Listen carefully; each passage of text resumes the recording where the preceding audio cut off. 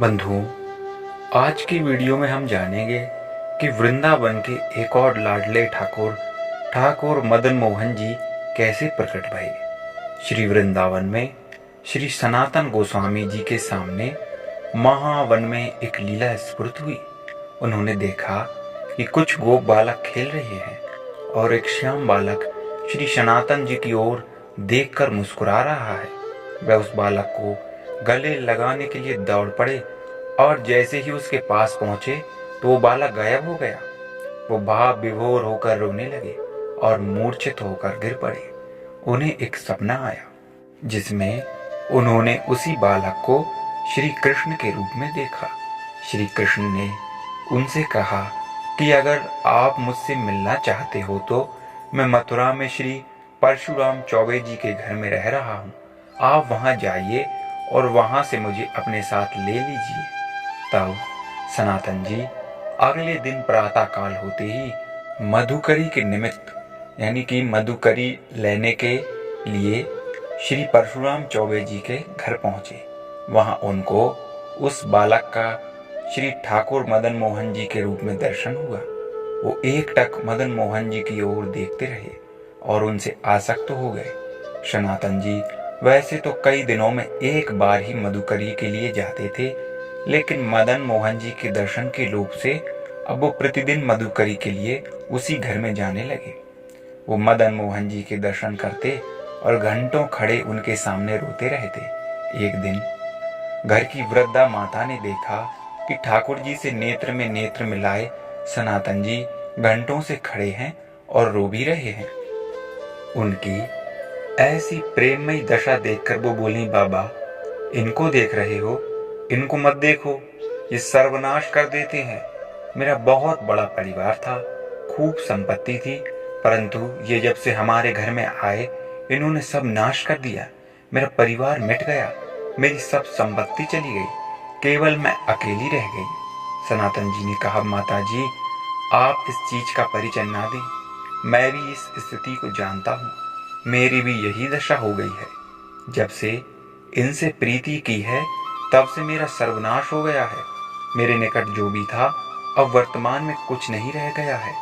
यह इन्हीं की नजर का चमत्कार है।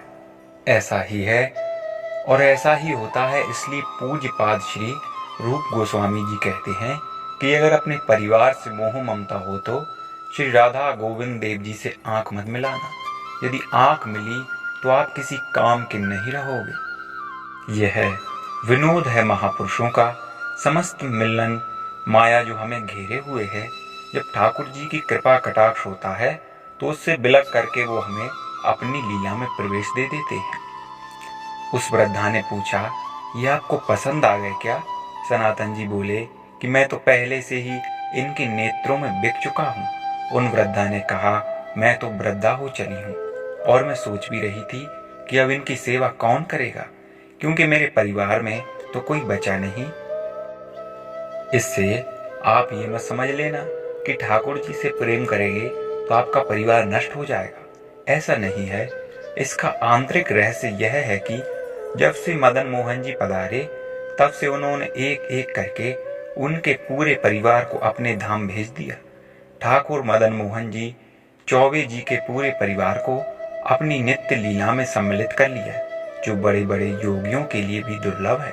ठाकुर जी ने उनका लौकिक धन हटाकर चिदानंद वस्तु प्रदान की। जो प्रभु के चरणों में अपने चित्त को लगा देता है तो बिना कोई और साधन किए प्रभु उसको स्वीकार कर लेते हैं और अपने दिव्य धाम, दिव्य स्वरूप और दिव्य लीलाओं में प्रवेश दे देते हैं। तब वृद्धा ने कहा, बाबा मैं तो वृद्ध हो चली हूँ, इनको मेरे बाद कोई ना कोई वैसे भी ले ही जाएगा। मेरे से पूजा सेवा अब नहीं बनेगी। मेरी मृत्यु का भी अब समय आ रहा है।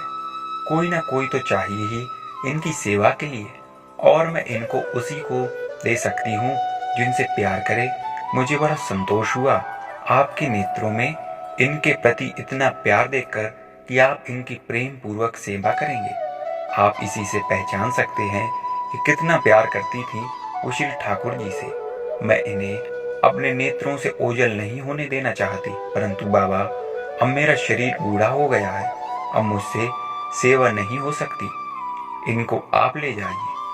तब श्री गोस्वामी जी ने कहा कि मैया, यदि ऐसी बात है तो आप इन्हें मुझे दे दीजिए, मैं इन्हें अपने संग ले जाऊंगा।